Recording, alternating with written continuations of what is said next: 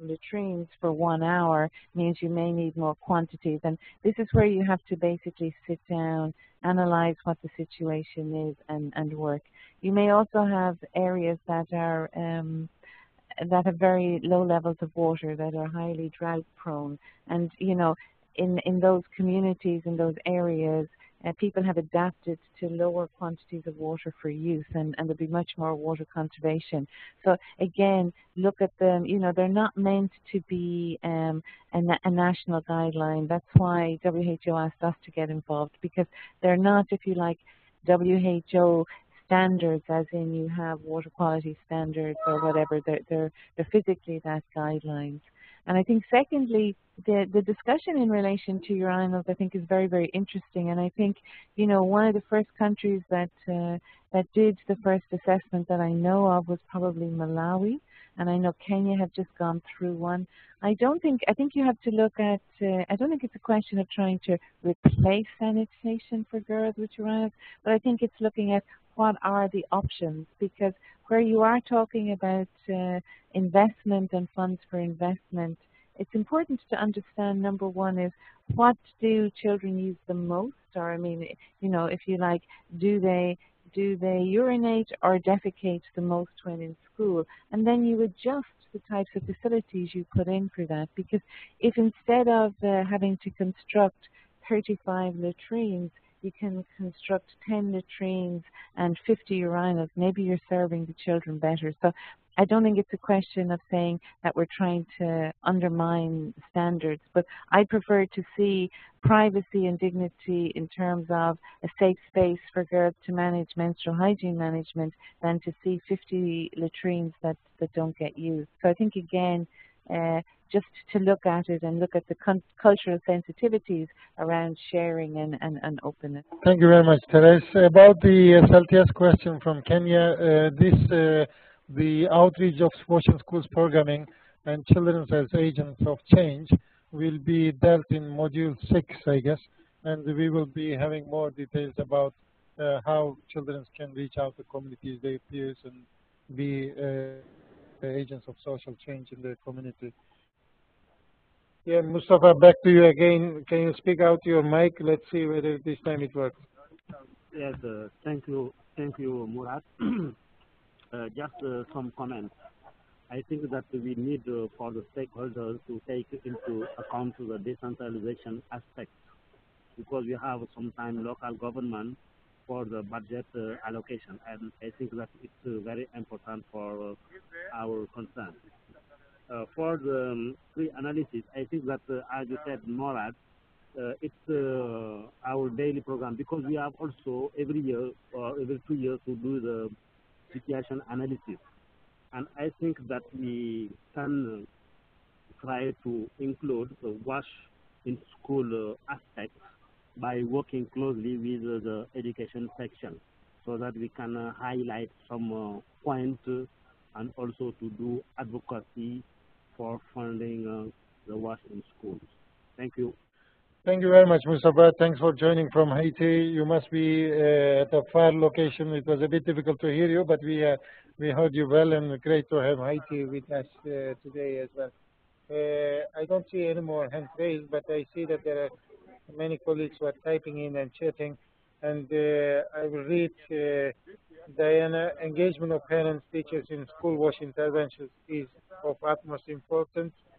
We have had the experiences where school wash infrastructure is well maintained, but used by teachers and parents during school events, while children are left to use old structures or subjected to carry water from their homes in some instances.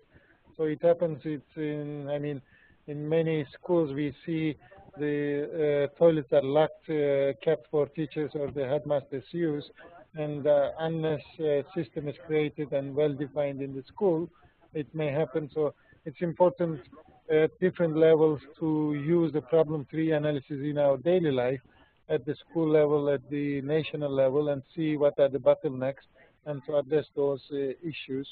And the guidelines also tell that a separate facility for teachers and male and female teachers are advised to be included in Washington Schools programming. unless it is there, it will be locked and it will be used by teachers. Yeah, Otabek from Tajikistan. Otabek, it is over to you. I would like to stress that it is very important to raise awareness of education authorities with regards to the WASH, because this has a really deep impact on the progress and on the profile on sustainability of WASH in school program as such, because they are the decision makers on the government side, and it's very important that they actually take WASH in schools program as a serious tool to improve basically the development of school children.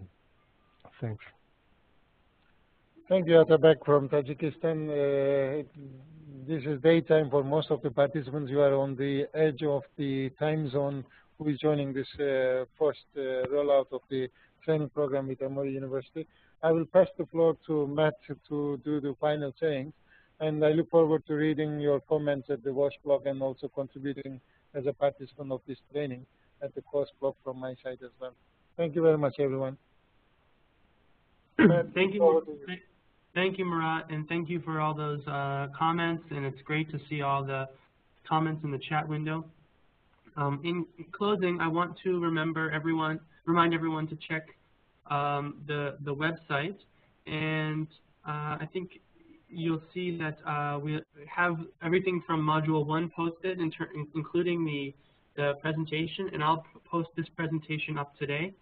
So you'll be able to see the presentation, and you'll also be able to see the review of the course website, and we'll have discussion board questions up again, and there will be you'll be able to download the presentation so you can see issues of the discussion board questions here, and then also the activity assignments. So you can see that if you download the Module 2 outline from the website, you'll see the assignment. And it's also outlined here, and this is just what we've discussed. And again, the next session will be January. So I want to just make sure that everyone knows where they can get to the website. Okay, up here is the address, and it's on the presentation. So if you want to go and download the course documents, go to here, Course Documents and Presentations, and you will see on top will be the course outline. So you can download that and see the schedule. And then each module has a folder. Within Module 1, you can see that we have the presentation here, Module 1 presentation. You have the Introduction to Washington Schools, that's the outline, the supplemental reading list, and then the 2 documents. And here in Module 2, we have the discussion, the outline, and the 2 documents. And then I'll be posting up the presentation as well. So again, you go to Course Documents and Presentations, and you should be able to download everything. So the next session, again, will be January 12th. Please post your comments before then, and the presentation, also the problem tree before then. All right. Thank you very much, everyone, and we'll see you next time, January 12th. 2 minor reminders. When the problem tree analysis and everything needs to be done before 12th of January and posted so that people can comment. I know that this is the holiday season, starting of the holiday season, so you may not be able to do in 1 week, but it's something that we want it to be up and commentable before 12th of January.